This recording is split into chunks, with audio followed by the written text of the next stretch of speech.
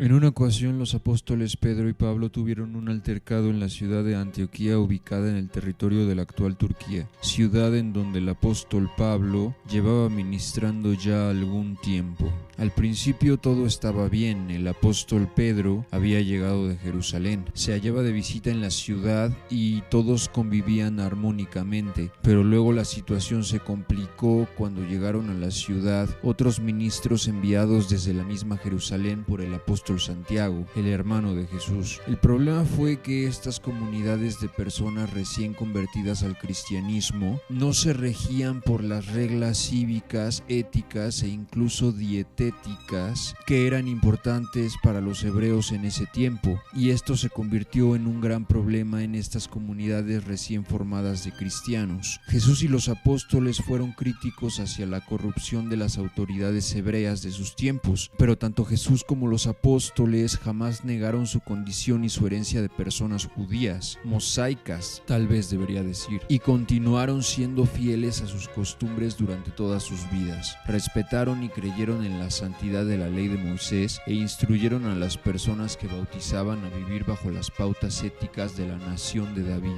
Por el contrario, en la ciudad donde se hallaban Pedro y Pablo en ese entonces, hallábase dentro de la influencia cultural y política del Imperio Romano, y las tradiciones ahí eran muy diferentes. Al principio Pedro no se quejó de las costumbres de las personas. En la carta a los Gálatas, el apóstol Pablo vio que por un tiempo el apóstol Pedro vivió entre ellos como un gentil más, que es como llamaban a algunos a las personas no judías, a los romanos, a la gente de Grecia y de Asia Menor. Cuando la gente enviada por el apóstol Santiago, el hermano de Jesús, llegó a la ciudad, algunos de ellos se quejaron con Pedro de la situación y entonces surgió un conflicto entre ellos. Para mantener la paz, Pedro dejó de comer con la gente local y de ahí en adelante solo comió con la gente de Jerusalén. Otros discípulos pensaron que esto era lo razonable y también siguieron el ejemplo de Pedro. Incluso Bernabé, el fiel compañero del apóstol Pablo, pensó que la decisión de Pedro era la correcta y se separó también del grupo. Pablo se enojó mucho por esto y escribió lo siguiente en su carta a la comunidad de los Gálatas. Cuando Pedro vino a Antioquía lo enfrenté cara a cara y le dije que no estaba bien lo que estaba haciendo, porque antes de que llegara la gente de Jerusalén, Pedro estaba comiendo con la gente local, pero cuando llegó la gente de Jerusalén, se negó a seguir comiendo con la gente y se separó del grupo porque tenía miedo de la gente de Santiago. Pedro y los judíos ocultaron sus verdaderos sentimientos y hasta Bernabé les creyó.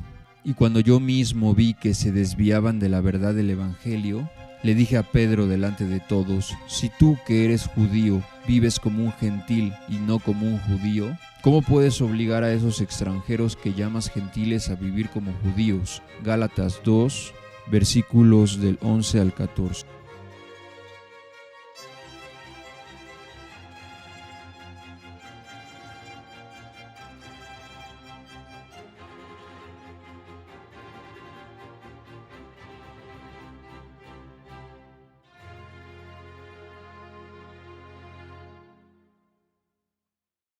¿Qué hizo Pedro que se oculta en las cartas? ¿Comió acaso carne de cerdo, mariscos? Es cierto que en los concilios, las asambleas y desde el principio, la posición del apóstol Pablo en diferentes temas se opuso a la postura del apóstol Santiago, hermano de Jesús, y a la del apóstol Pedro, líder del movimiento. Pero es claro que ellos nunca quisieron pelear. Tanto Pedro como Pablo se ofrecieron respeto mutuo en sus propias cartas, y esto dice mucho de sus personalidades benévolas y genuinamente cristianas. Por ejemplo, Pablo escribió: porque yo soy el más pequeño de los apóstoles, y ni siquiera merezco ser llamado apóstol, porque perseguí a la iglesia de Dios. Corintios 15, versículo 9. Y el apóstol Pedro escribió el siguiente pasaje acerca del apóstol Pablo en una de sus cartas: tened presente que la paciencia de nuestro Señor significa salvación.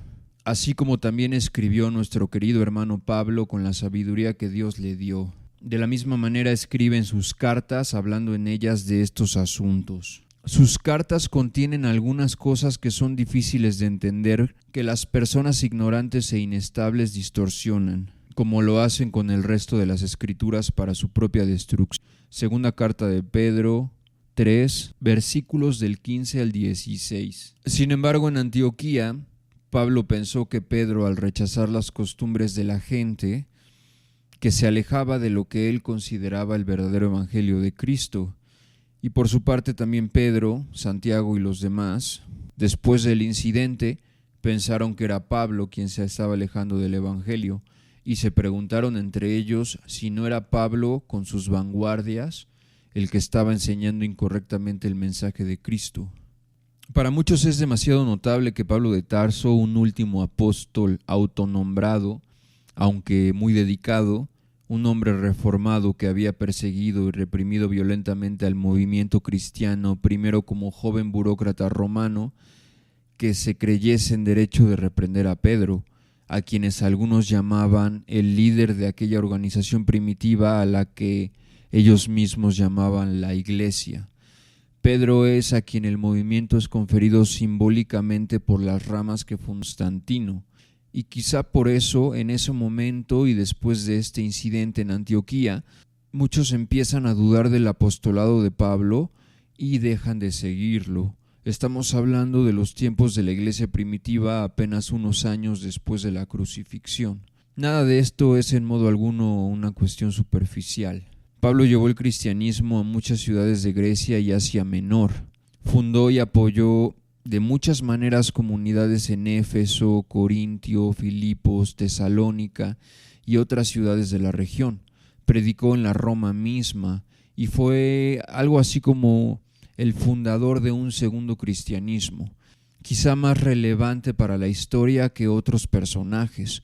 Su figura es tan importante que irónicamente llega en muchas ocasiones a aplazar y opacar la tradición original del mismo Jesús. Sin embargo, el apóstol Pablo también luchó y sufrió por una causa y murió martirizado en Roma, al parecer luchando por la cristiandad. El apóstol Pablo realmente creía que a través de Jesucristo los no judíos, las naciones gentiles del mundo, finalmente podrían alejarse de su idolatría y abrazar la verdadera divinidad que él había experimentado en esos años. Pero, ¿acaso Pablo, más allá de sus buenas intenciones y sus grandes sacrificios, transmitía a estas comunidades lejanas el mensaje original de Jesús? Que cada quien lo decida por sí mismo. Lamentablemente, en la primera mitad del primer siglo DC, las primeras comunidades de cristianos dentro del Imperio Romano estaban enfrentando problemas muy reales, problemas que el mismo Pablo amonesta seriamente en sus cartas. Leemos quejas sobre problemas de inmoralidad sexual, fraude, engaño, arrogancia y codicia entre aquellas comunidades de gentiles recién formadas. Por ejemplo, el apóstol Pablo denuncia la inmoralidad sexual en la comunidad de Corintio. Un hombre que se acostó con una mujer que era su madrastra o tal vez su propia madre. Un pecado muy grave y vergonzoso, estrictamente prohibido en los libros de Levítico y Deuteronomio. Aquí están sus palabras. Se oye que entre vosotros hay pecado sexual. Me han dicho que un hombre se acuesta con la mujer de su padre y hasta los paganos que no conocen a Dios no permiten que ese tipo de pecado continúe entre ellos. Primera carta a los Corintios 5, versículo 1. En los Hechos de los Apóstoles se menciona cómo en una ocasión el apóstol Pedro literalmente regaña hasta la muerte a un hombre que engañaba y defraudaba a la comunidad. Entonces Pedro dijo: Ananías, ¿cómo es que Satanás ha llenado tanto tu corazón que has mentido al Espíritu Santo y te has quedado con parte del dinero que recibiste por la tierra? ¿No te pertenecía antes de venderlo? Y después de la venta, ¿no quedó el dinero a tu disposición? ¿Qué te hizo pensar en hacer tal cosa? No habéis mentido solo a los seres humanos, sino a Dios. Cuando Ananías oyó esto, cayó y se murió. Y un gran temor se apoderó de todos los que oyeron lo que había sucedido. Entonces se acercaron unos jóvenes, envolvieron su cuerpo, lo sacaron y lo enterraron. Hechos 5, versículos del 3 al 9.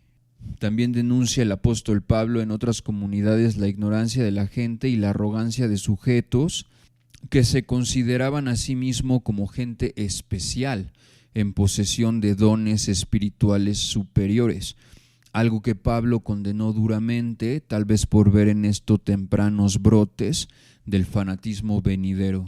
También había discriminación basada en la posición económica de los que atendían los templos, donde los cristianos ricos tenían un trato preferencial en comparación con los pobres, algo que estaba directamente en contradicción con las enseñanzas de Jesús e incluso las antiguas tradiciones judías, que Pablo también denuncia con vehemencia en sus cartas. Algunos comenzaron a creer cosas irracionales, por ejemplo, que si el cuerpo y el alma eran diferentes, al ser uno material y el otro etéreo, no había, según ellos, ningún mal al pecar con el cuerpo, porque si el cuerpo peca, esto no podría afectar el alma, según ellos.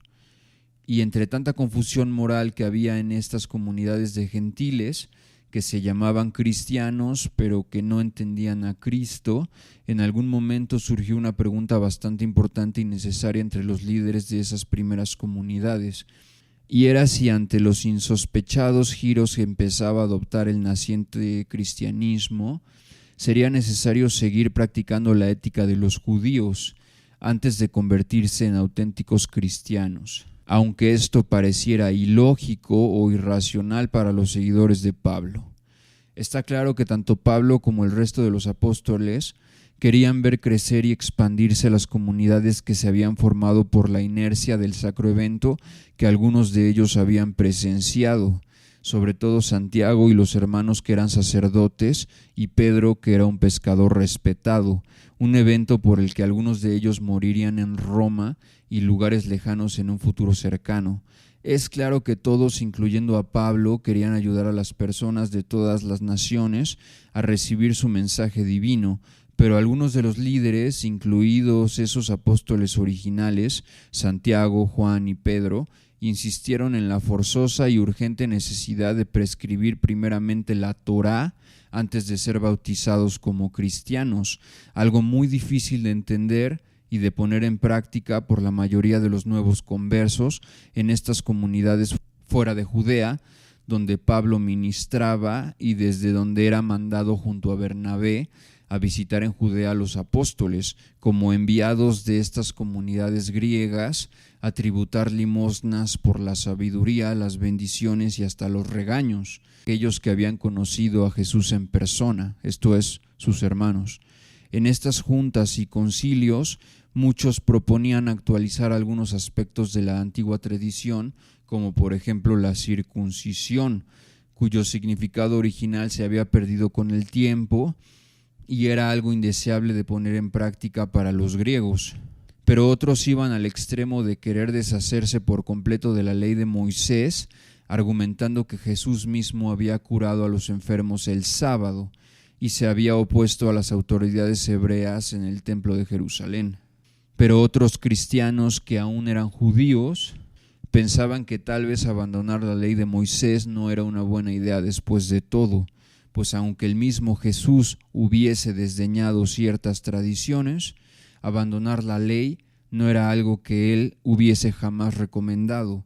Recordemos Mateo 5:17, donde sus palabras textualmente son: no penséis que he venido para suprimir la ley o los profetas, porque no he venido para suprimir, sino para cumplir. Surgió un pensamiento inocente de que el bautismo cristiano lavaría inmediatamente los pecados tanto pasados como futuros de los hombres y que haría a las personas buenas instantáneamente, pero lamentablemente este no estaba siendo el caso en las comunidades extranjeras. El bautismo sin la comprensión y la interiorización de las enseñanzas de Jesús no había convertido a las personas automáticamente en personas buenas, y las comunidades lejanas padecían algunos problemas éticos realmente serios que había que solucionar, como lo que estaba ocurriendo en Corintio, en Grecia, con ese hombre que tenía relaciones con la mujer de su padre, no solo por no conocer a Cristo, sino por no conocer a Moisés tampoco, aparentemente. Alrededor del año 50 DC, y para terminar con esta controversia, el apóstol Santiago, hermano de Jesús, convoca a una reunión en Jerusalén para discutir todos estos asuntos. especialmente el que ya hemos mencionado, si era en verdad necesario seguir la ley de Moisés y seguir ciertas reglas para ser un verdadero cristiano. La disputa fue entre los llamados pilares de la iglesia, liderados por Santiago, Juan y Pedro, los hermanos de Jesús, quienes creían que la iglesia debía seguir observando y practicar la Torá y las reglas del judaísmo tradicional, y por otra parte se encontraban Pablo y sus seguidores, muchos de ellos griegos, algunos de los cuales creían que la salvación era independientemente de la ley mosaica, llegando a afirmar que la fe era suficiente para la salvación. Es entre los primeros cristianos paulinos entre los que se generaliza el concepto de la fe, un concepto subjetivo muy interesante de la relación de los hombres con Dios, en cierta manera antagónico al concepto concreto y hasta podría considerarse limpio que se haya expresado como religiosidad en los relatos de los evangelios, que asemeja más a una ciencia ardua de la salvación, con conductas y sacrificios concretos, poca ambigüedad y poca diversión, estricta prescripción ética. Al final, y con el fin de restaurar la paz y facilitar que los conversos se unieran al movimiento, Santiago decreta que no sería más obligatoria la circuncisión dentro de la cristiandad, pero decretó que continuaría la prescripción de la ley, la prohibición de comer carne con sangre, además de las antiguas prohibiciones como la fornicación y la prohibición de adoración de ídolos, que permanecerían y seguirían siendo retenidas por la iglesia de Santiago y Pedro, quizá la más importante en la primera fase de la cristiandad. Después del concilio hubo facciones de cristianos que se mantuvieron leales a Santiago y continuaron rechazando la posición de algunos seguidores radicales de Pablo. Otros siguieron considerando el Antiguo Testamento y la ley de Moisés como vigente para todos los cristianos sin excepción. Entre algunos grupos estuvieron los ebionitas y los nazarenos, que vivieron y florecieron en los primeros siglos DC, pero la mayoría de las principales corrientes del cristianismo terminaron adoptando la posición de Pablo y rechazando la posición de los pilares de la iglesia. Y la mayoría de las nuevas iglesias se alejaron del judaísmo con el tiempo. De esta manera prevaleció el cristianismo paulino. Pero aún faltarían siglos antes de que Constantino proclamara una rama de esta como la religión universal sacra del Imperio Romano, que luego daría lugar a un par de cismas y a la creación de varias grandes religiones, siglos y hasta milenios de años después.